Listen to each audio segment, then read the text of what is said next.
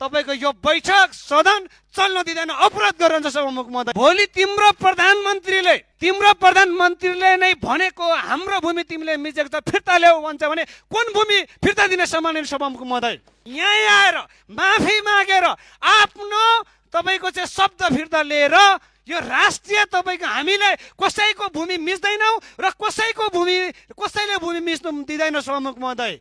आज यस सम्मानित सदनमा नेपालको सार्वभौम सत्ता र राष्ट्रियता र भौगोलिक अखण्डतासँग प्रत्यक्ष रूपमा जोडिएका गम्भीर विषयमा सम्माननीय प्रधानमन्त्रीज्यूको अभिव्यक्तिप्रति आफ्नो धारणा राख्नु पर्दा प्रधानमन्त्री जस्तो उच्च र सम्मानित पदमा आसीन व्यक्तिको अभिव्यक्तिप्रति प्रश्न उठाउनु पर्ने अवस्था सिर्जना भएको देखेर मलाई गहिरो दुःख र लज्जा बोध भइरहेको छ। नेपालको सार्वभौम सत्ता, स्वतन्त्रता र राष्ट्रिय एकता र भौगोलिक अखण्डता कुनै राजनैतिक दल, सरकार वा व्यक्तिको मात्र विषय होइन।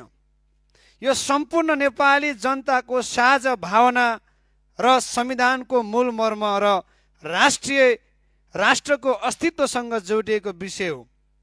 त्यसैले यस्ता संवेदनशील विषयमा व्यक्त गरिने अभिव्यक्ति सधैँ स्पष्ट, जिम्मेवार र राष्ट्रहितको अनुकूलतामा हुनुपर्दछ। सभामुख महोदय, हामीलाई श्रम संस्कृति पार्टीले जनताले चुनाव जितेर के हार्छ भन्थे। पहिलोचोटि सदनमा गएर देश बचाउने काम गर्छौँ, त्यस पछाडि मात्रै विकास र निकासको काम गर्छौँ हामीले भनेका थियौँ सभामुख महोदय।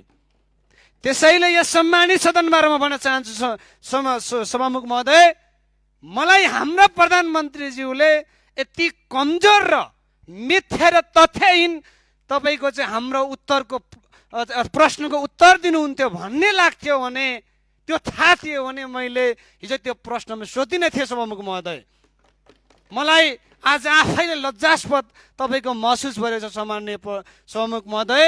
त्यसै कारणले म भन्न चाहन्छु सम्माननीय प्रधानमन्त्रीज्यूले यो उहाँको त्यो रेकर्डबाट हटाउने कुरा मात्रै होइन, यो चाहिँ इतिहासमा एउटा नजिर तपाईको चाहिँ यस्तो स्थापित भयो सम्माननीय सभामुख महोदय। भोलि तिम्रो प्रधानमन्त्रीले नै भनेको हाम्रो भूमि तिमीले मिचेको छ फिर्ता ल्याऊ भन्छ भने कुन भूमि फिर्ता दिने सम्माननीय सभामुख महोदय?